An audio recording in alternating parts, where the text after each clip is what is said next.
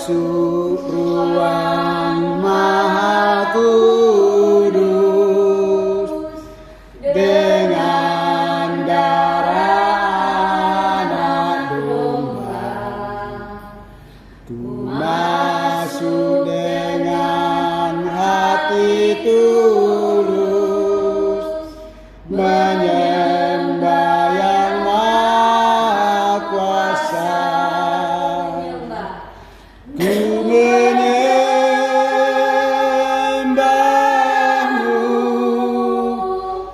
ku sembahmu,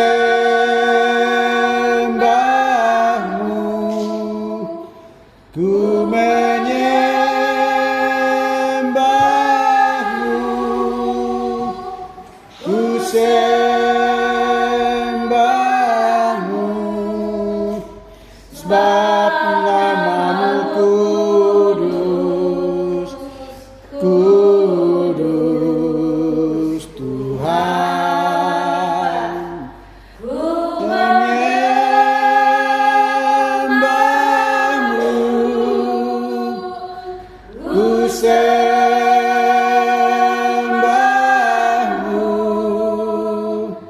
ku menyembahmu, ku sembahmu,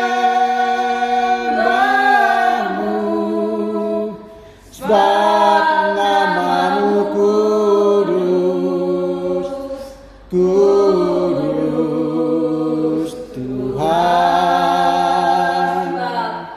Sebab namamu kudus, kudus Tuhan.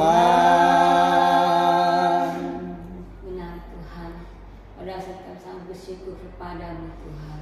Kau sudah kumpulkan kami di tempat ini Tuhan, untuk memuji dan memuliakan namamu. Tuhan, pimpin acara demi acara pada saat ini.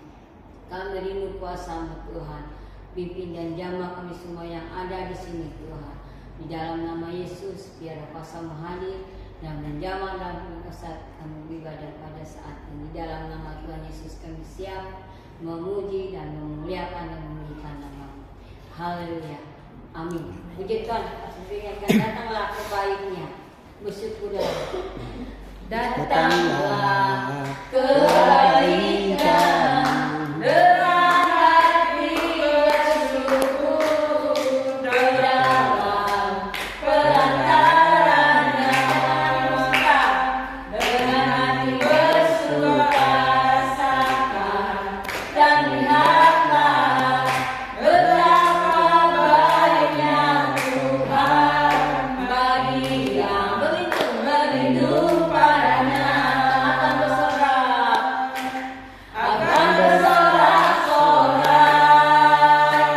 Akan bersorak-sorak, bersyukurlah kepada Tuhan, sebab Dia baik, balasannya selamanya,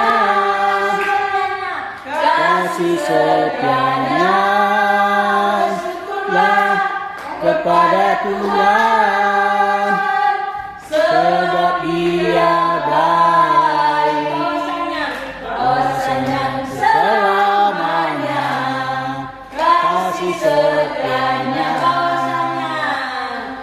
bahwasanya selamanya, kasih setianya. Kita berdiri nyanyikan kasihnya seperti sungai, karena kasih Allah besar bagi kita semua. Kasihnya seperti sungai, kasihnya seperti sungai, kasihnya seperti sungai, kasihnya seperti sungai di hatiku,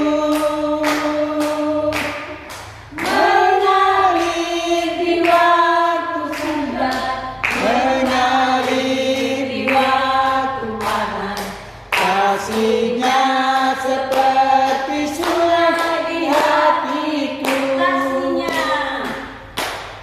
kasihnya seperti sungai, kasihnya seperti sungai, kasihnya seperti sungai di hatiku. Mengalir di waktu senja, Mengalir di waktu panas, kasihnya seperti sungai di hatiku. puji Tuhan. Silakan duduk. Kita sama kita bahasa ini. Boleh musik? Gak apa-apa. Jangan nyanyikan lagu. Nanti kita bisa sendiri. Oke. Kalau nggak apa-apa sih, jangan apa-apa ya. Dan yang setelah lagu bangkit suka nama Yesus, semua bangkit berdiri, kita bangkit berdiri. Kita biar kuat nama Yesus segala-galanya. Amin. Bangkit suka nama Yesus.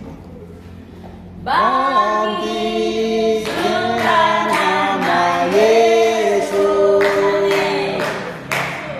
Dan nyatakan kuasanya. Dengan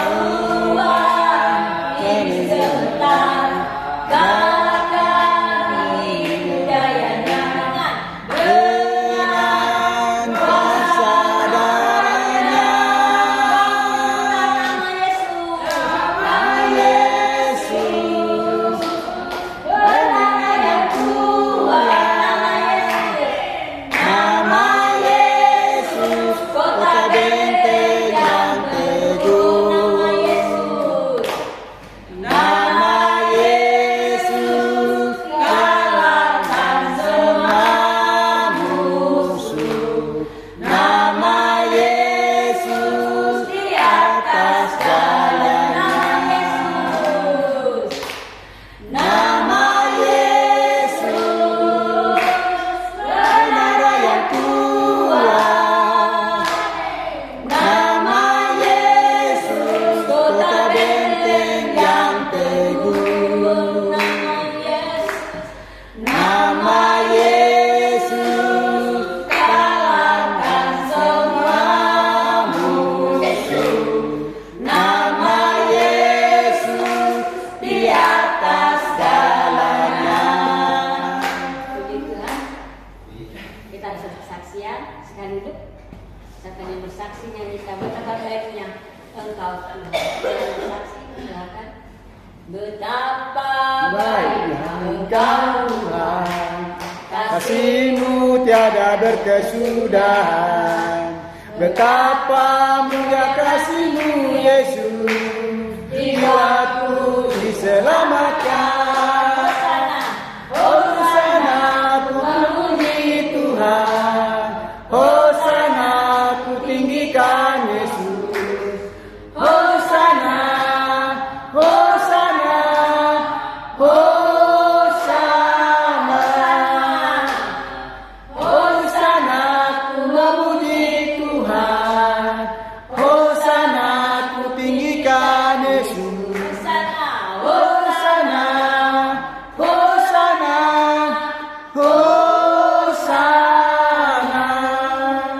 Bukan yang bersaksi. Bersaksi. Kalau ibu saya minta ke depan. Hanya bersatu lagi nggak apa-apa. Kedua lagi. Terus kalau ibu aja deh. Ayo yang merasa dirinya benar-benar. Jangan diangkat tadi benar-benar. Jangan malu-maluin. Jangan malu-maluin nenggelam sister. Harus berani nenggelam sister. Nenggolan lumayan aja. Kalau kemarin nenggelam sister, sekarang nenggelam bersaudara. Kus. Ini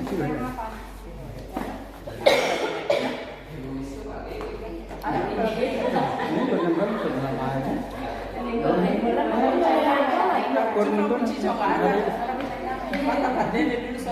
Enggak apa-apa sekarang.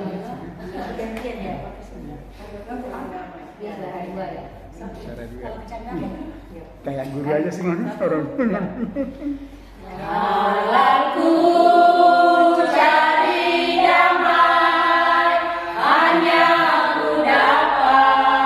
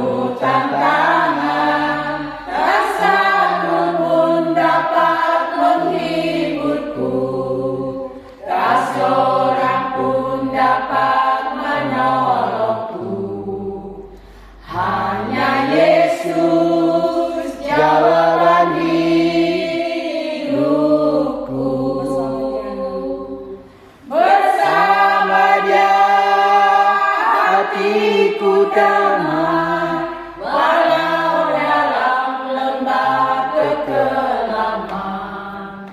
Bersama Dia hatiku tenang, walau hidup penuh tantangan. Tak satu pun dapat menghiburku, tak seorang pun dapat menolongku. Hanya Yesus jawaban hidupku. Hanya Yesus jawaban hidupku.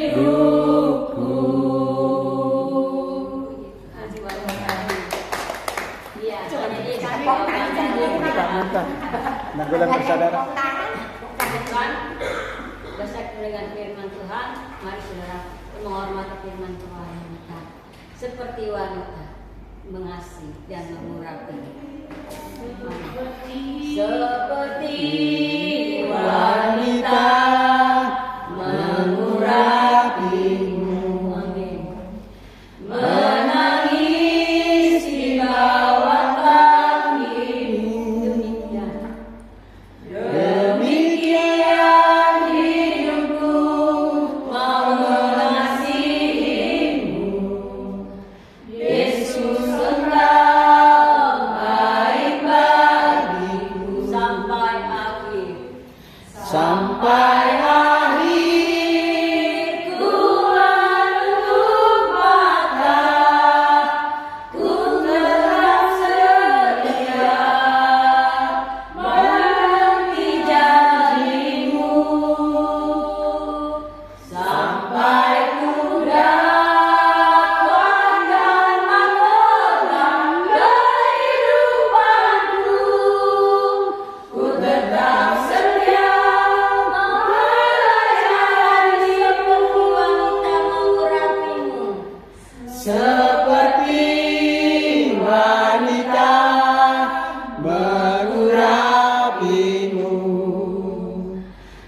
Menangis di bawah kakimu.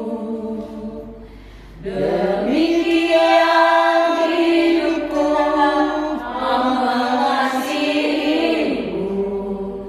Yesus engkau baik bagiku sampai akhir. Sampai akhir ku menutup mata, ku tetap setia menantikan dirimu. Sampai ku dapat dan mengenang kehidupanku, ku tetap setia melayanimu. Mari kita berdoa. Kami tetap setia untuk melayani Yesus selama kami masih ada di bumi ini. Itu sebabnya Tuhan, kami terus mohon kepada Tuhan, dalam roh kami menyala-nyala untuk selalu melayani Engkau. Demikian juga pada saat ini Bapa, bagaimana ada kami di sore hari ini, Tuhanlah yang membawa kami ke tempat ini, dan setiap yang kami temukan di tempat ini, biarlah Engkau memenuhi sukacita mereka. Demikian juga Tuhan, firman yang hendak kami dengarkan, perdengarkan bagi kami semuanya Bapa. Engkau pakailah hamba-Mu sebagai perpanjangan lidah bibir Tuhan bagi kami semuanya, supaya kami mendengarkan suara yang dari Tuhan dengan pemenuhan hikmat dan urapan melalui hamba-Mu pada saat ini. Berfirmanlah bagi kami, sebab kami sudah siap untuk mendengarkannya di dalam nama Yesus Kristus. Amin. Mari kita buka Galatia 6. Galatia 6, kita baca secara responsorial. Galatia 6 ayat 1 sampai 10. Mari kita baca secara bersaut-sautan. Galatia 6 ayat 1 sampai 10 dengan judul saling membantulah kamu. Saudara-saudara, kalaupun seorang kedapatan melakukan suatu pelanggaran, maka kamu yang rohani harus memimpin orang itu ke jalan yang benar dalam roh, lemah lembut, sambil menjaga dirimu sendiri supaya kamu juga jangan kena pencobaan. Bertolong dan tanggung bebanmu, demikianlah kamu memenuhi hukum Kristus. Sebab kalau seorang menyangka bahwa ia berarti, padahal dia sama sekali tidak berarti, ia menipu dirinya sendiri. Baiklah tiap-tiap orang memuji pekerjaannya sendiri, maka ia megah melihat keadaannya sendiri dan bukan melihat keadaan orang lain. Sebab tiap-tiap orang akan mengikut tanggungannya sendiri. Dan baiklah dia yang menerima pelajaran dalam firman sebagai salah sesuatu yang Jangan sesat, Allah tidak membiarkan dirinya dipermainkan, karena apa yang ditabur orang itu juga yang dituainya. Sebab barang siapa menaburkan dagingnya, ia akan menuai binasa dari dagingnya. Tetapi barang siapa menabur dalam roh, ia akan menuai hidup yang kekal dari roh itu. Janganlah kita jemu-jemu berbuat baik, karena apabila sudah datang waktunya, kita akan menuai jika kita tidak menjadi lemah. Ayat 10.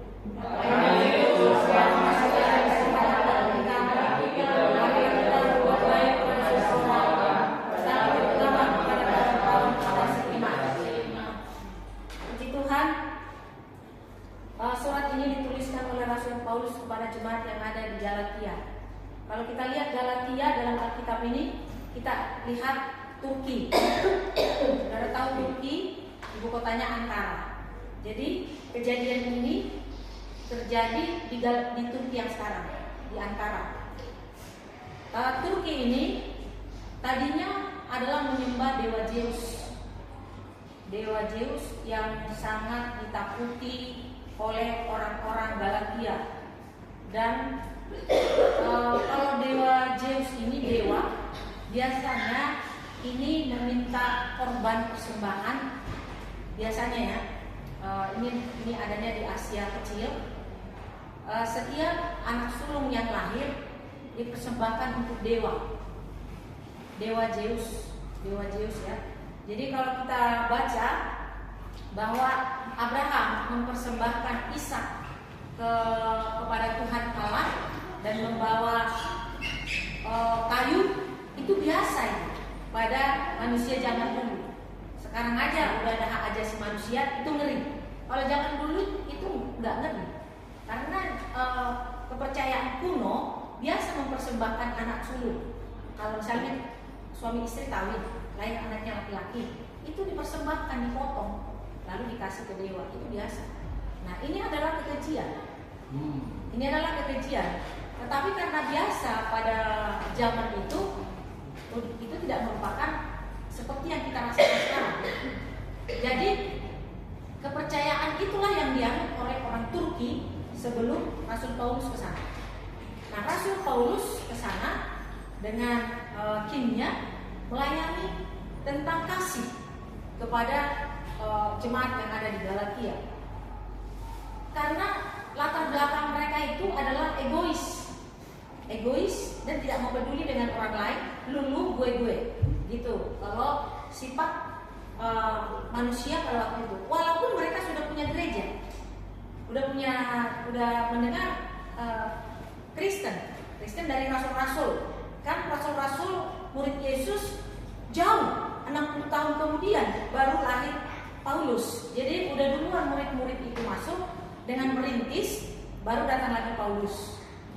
Jadi yang paling gigih untuk merintis pelayanan di sana adalah Paulus. Paulus ini sangat gigih untuk merintis, melanjutkan pelayanan dari murid-murid. Bahkan mereka mendapat penolakan dari penduduk setempat, yaitu di Galatia ini, Turki yang sekarang ya. Makanya sebenarnya kalau orang wisata rohani, cobalah pergi ke Ankara atau Turki. Jangan hanya ke Yerusalem aja, ada di sini peristiwa Alkitab. Tapi kadang-kadang tidak semua ditunjukkan oleh wisata rohani. Kalau saya tidak begitu ambisi, tidak begitu optimis untuk wisata rohani, karena saya tahu bahwa geografis dunia ini adalah sama. manusianya, peradabannya. Jadi kalau peradaban di situ yang dahulu kala itu tidak ada lagi sekarang. Apa yang kita lihat? Geografisnya. Buat apa? Kalau mau lihat geografis seperti Timur Tengah, pergi aja ke itu, ke Tarutu. Tanah yang tandus, batu-batu, pasir-pasir, ya mirip-mirip kayak gitu. Ngapain? Kalau melihat orang-orangnya, ya mereka di sana ya karena dulu orang Eropa datang ke sana, penduduknya ya hidung mancung, kulit putih. Kalau di Indonesia kan ya hidung pesek, kulit kuning, itu aja membedakan. Namun kalau peradabannya itu sudah beda.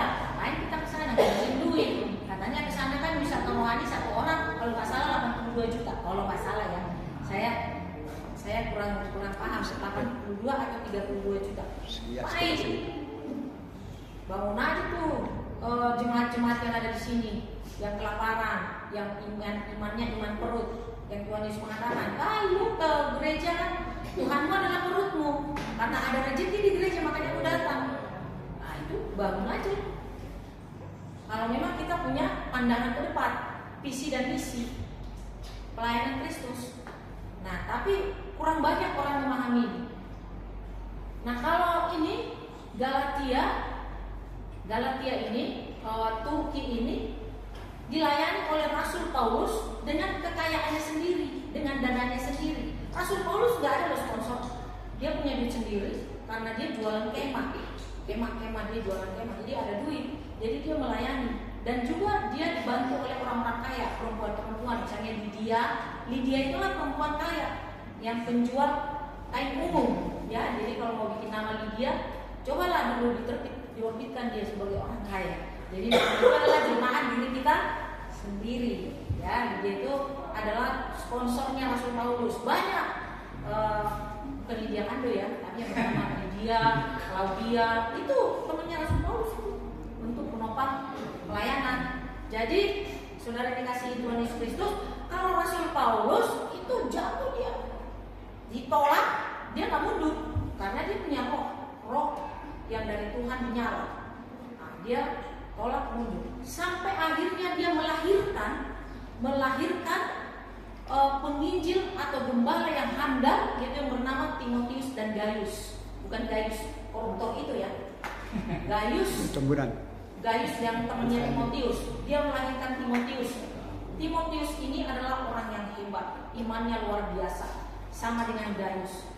Tapi Gaius yang itu tukang mencuri uang.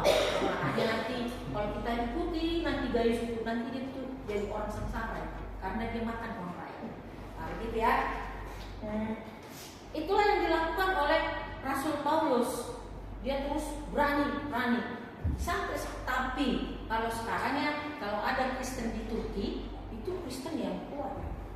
Tapi sekarang didominasi oleh agama Islam. Dan dominasi agama Islam. Bahkan jihad itu banyak dari sana, dari Yaman, pokoknya dari Timur Tengah dah, yang pakai ini celana gantung itu kan, ini yang pelitaran itu asal bin Laden jago, iya dari sana. Jadi zamannya bergeser dia, jadi dikuasai mereka. Jadi kalau kita nggak gencar, Indonesia bisa begitu. Itu sebabnya kita tetap selagi kita hidup itu pewarisan generasi keimanan itu harus kuat kita ya. Jadi jangan kita aja, nanti kalau kita mati harus ada generasi yang terus melanjutkan. Ya begitu saudara yang dikasihi Tuhan. Yang diajarkan oleh Rasul Paulus di Galatia ini, karena jemaat Galatia ini banyak kekurangannya, egois, maka dikatakan saling membantulah.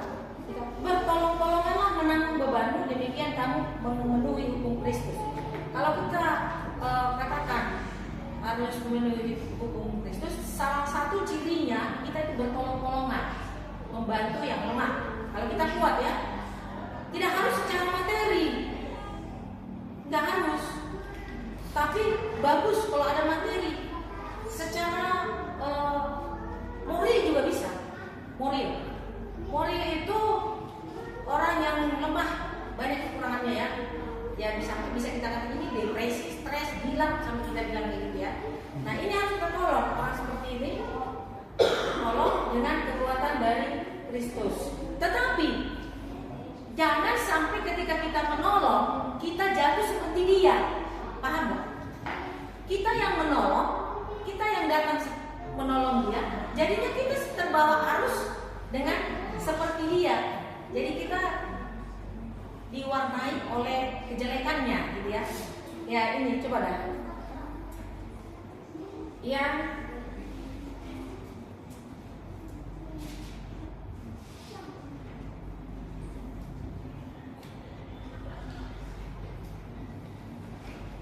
ayat berapa tadi? Ayat 1. Sambil menjaga dirimu supaya kamu juga jangan kena cobaan.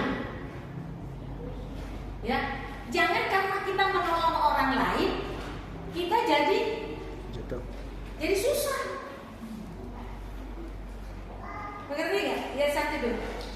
Jangan kita karena menolong, kita jadi susah, terbawa kesusahan dia. Itu dinasihatkan. Tapi kalau kita menolong atas perintah Tuhan, atas hukum Kristus, kita semakin kuat, semakin kaya, semakin berlimpah. Asal kita kuat ya. Jadi jangan kita dalam keadaan lemah, tapi menolong orang, bisa kita jatuh. Yakinkan dirimu bahwa saudara lebih kuat dari orang yang ditolong. Begitu. Mengerti kan? Jangan coba-coba menolong orang kita lemah. Nanti kita jatuh ke pencobaan. Jadi lebih parah. Yakinkan aja saya lebih kuat dari dia. Ya, sama dengan orang yang tidak paham Alkitab, mengajari orang yang tidak paham Alkitab. Nanti yang lebih marah siapa? Yang sok tahu itu kan? Yang sok tahu itu nanti yang digolok leher. Jadi dia kena pencobaan. Saudara percaya, hanya berdebat dengan Alkitab bisa pencobaan, bisa dengan kekerasan. Tapi kalau kita lebih kuat, pasti kita lemah lembut. Bukan begitu. Ajaran Kristus bukan begitu. Begini. Jadi kita kuat terus, kita nggak marah. Itu yang dimaksud ayat 1. Sebab tiap-tiap orang akan memikul tanggungannya sendiri. Ayat 5. Kalau kita sudah kena pencobaan, kita menanggung sendiri. Siapa yang menolong kita lagi? Orang kita menolong. Siapa yang menolong kita? Sama seperti saya. Kalau saya minta tolong sama orang, pasti orang nggak percaya. Siapa lebih pintar dia dari saya? Misalnya curhat, saya begini. Gak bakal dilayani.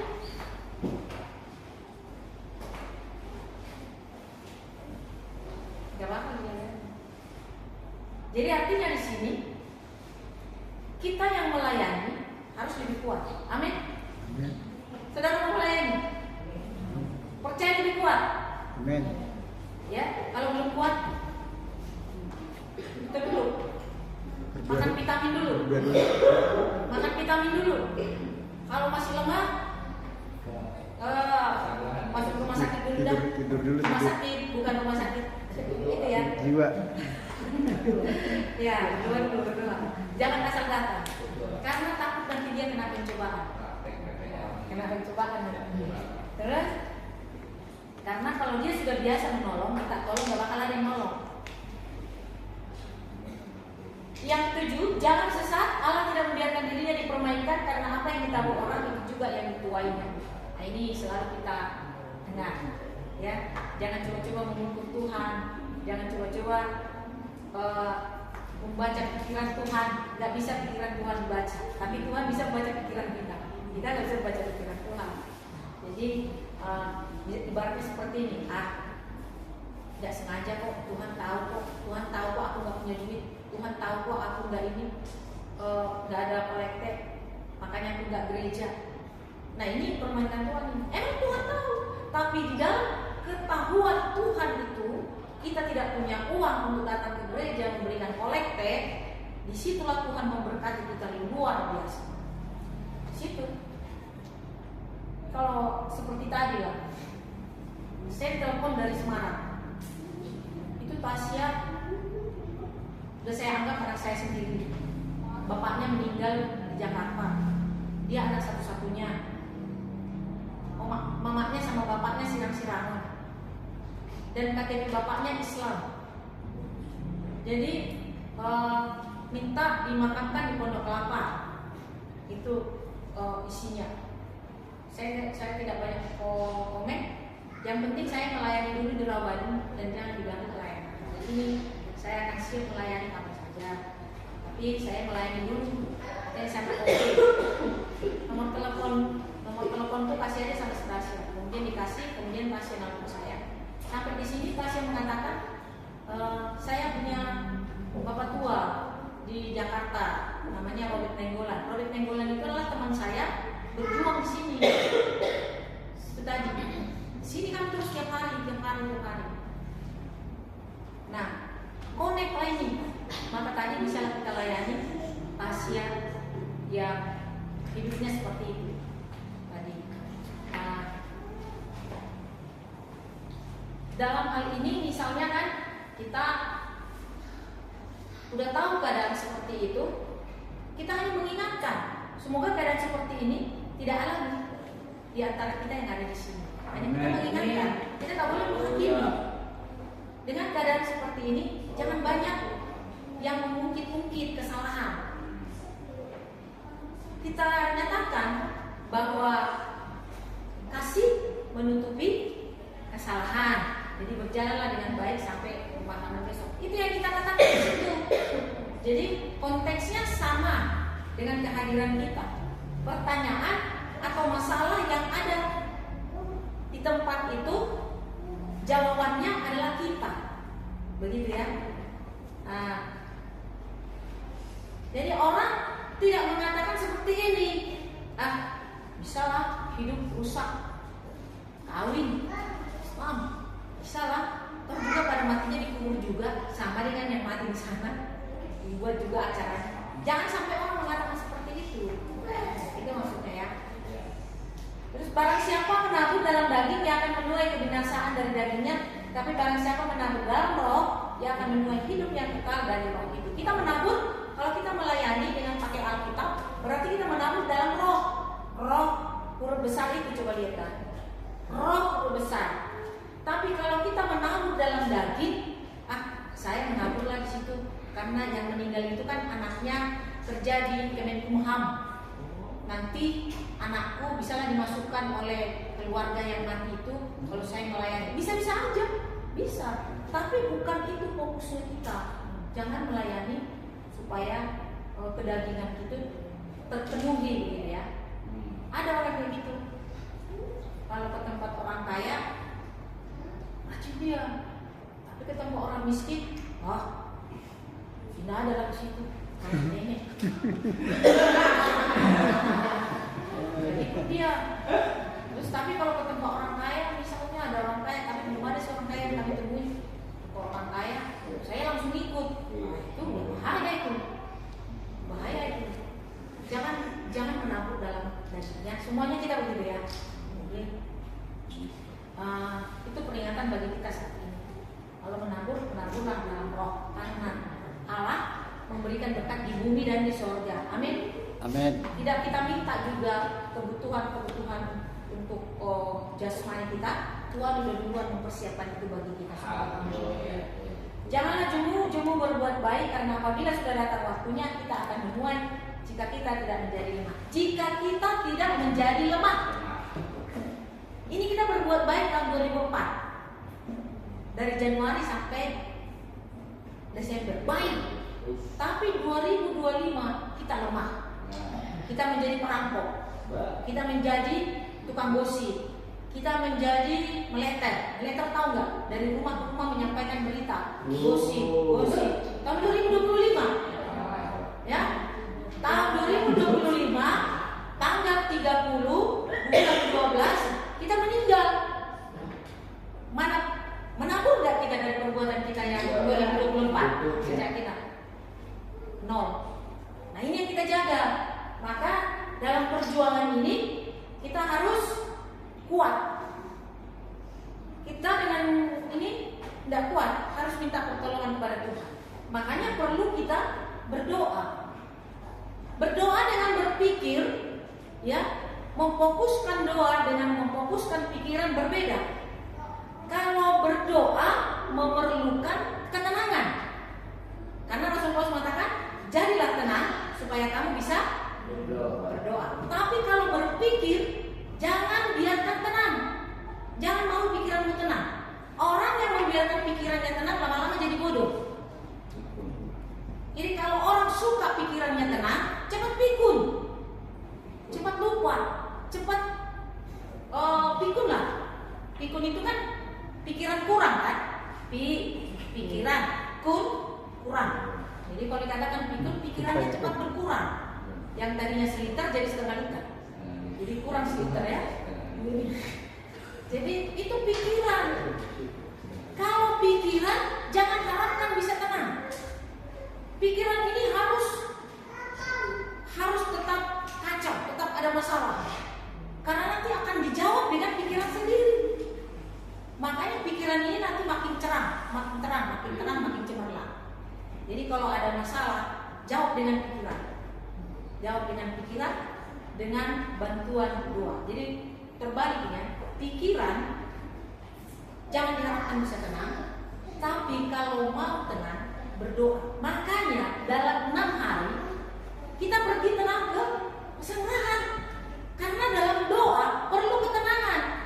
Tidak bisa kita berdoa kalau nggak tenang. Fokus, tenang. Kalau pikiran ini kita sudah pakai 6 hari berpikir, dan lama-lama kita menjadi orang kuat, mandiri. Ini kita bisa jadi orang hebat. Bisa kita jadi orang hebat.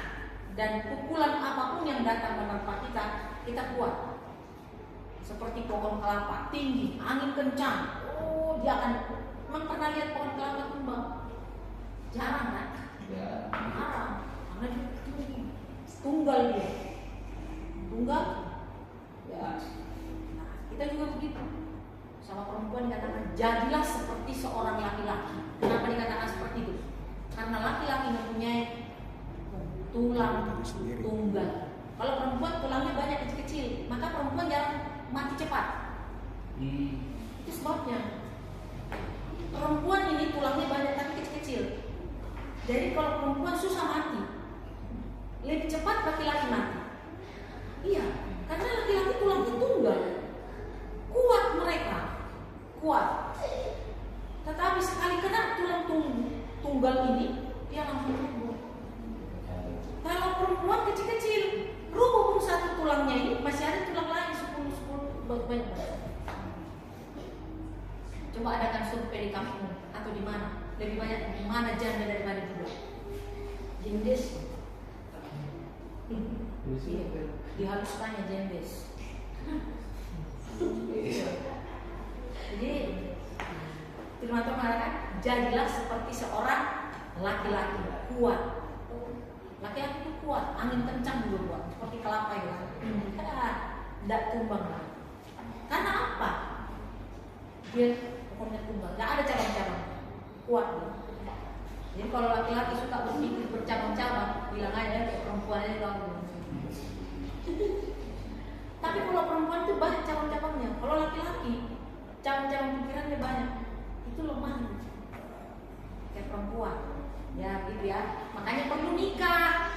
Perempuan yang satu tulangnya banyak, yang satu tunggal, gitu ya. Kemudian yang terakhir, yang tadi kenapa? Terus kita berbuat baik sampai kita tidak lemah. Ya, hati-hati kalau kita udah lemah, semua kebaikan kita itu hangus. Nilainya hangus. Ada permainan seperti ini. Udah banyak nilainya, tapi sekali salah, nilainya semua hangus. Ada permainan seperti ini. Udah banyak nilainya. Kemudian yang terakhir, karena itu selama masih ada kesempatan bagi kita, marilah kita berbuat baik kepada semua orang, terutama kepada kawan-kawan satu iman. Ya, ke semua orang kita harus berbuat baik. Kalau orang ibadah kita jangan campuri. Mana tahu dia lebih baik dari kita. Kita nggak tahu. Dia tidak menyebut nama Yesus, tapi dia lebih benar dari kita. Betul. Ada yang tiap hari menyebut nama sebenarnya minus. Jadi kita nggak boleh kita mencampuri agama lain, agama ini. Kita lihatlah buahnya, ya. Jadi kita jangan memperdebatkan Al-Qur'annya, Tripitakannya, Wedanya, nggak usah kita perdebat. Dan nggak perlu kita pelajari. Apa yang kita pelajari? Punya kita aja juga belum bisa kita pelajari. Mana kita mempelajari mereka? Itu namanya mempersulit diri sendiri. Jadi kita simpel aja sebagai orang yang beragama Kristen. Jangan seperti orang lain suka mempersoalkan yang tidak perlu. Kita hidup untuk menjawab tantangan dalam hidup kita bersama dengan Tuhan, yaitu firman Tuhan. Amin. Mari kita berdoa. Terima kasih Bapa, jadikan kami menjadi pelaku-pelaku firman-Mu yang terus berjuang untuk melakukan sesuai dengan kehendak-Mu, dan kami perlu kuasa Roh Kudus-Mu supaya kami tidak lemah sampai Tuhan memanggil kami. Dalam nama Yesus Kristus kami berdoa dan mengucap syukur. Amin.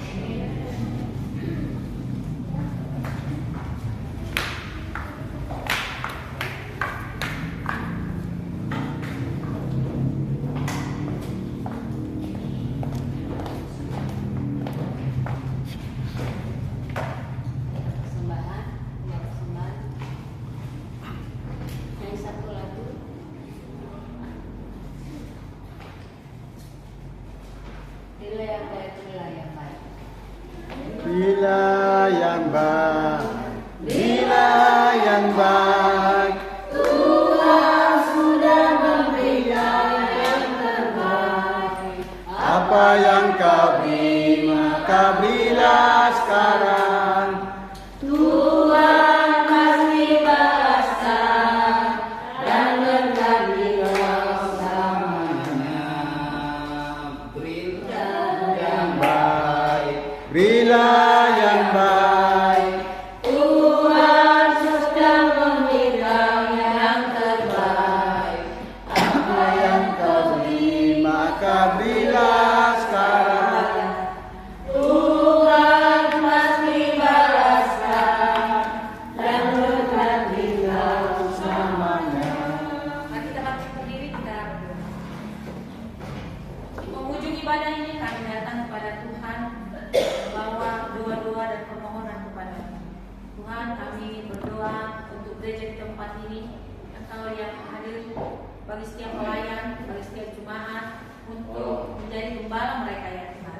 Berikanlah kepada mereka ya Tuhan kuasa Roh-Mu untuk saling membantu, tolong menolong, saling mengasihi sesama manusia, terutama sekawan iman.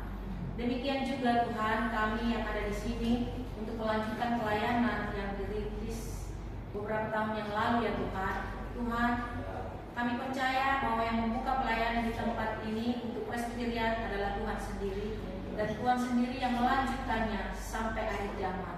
Kami percaya segala yang baik berasal daripada Tuhan. Biarlah Engkau menghadirkan kebaikan melalui gereja Presbyterian di tempat ini.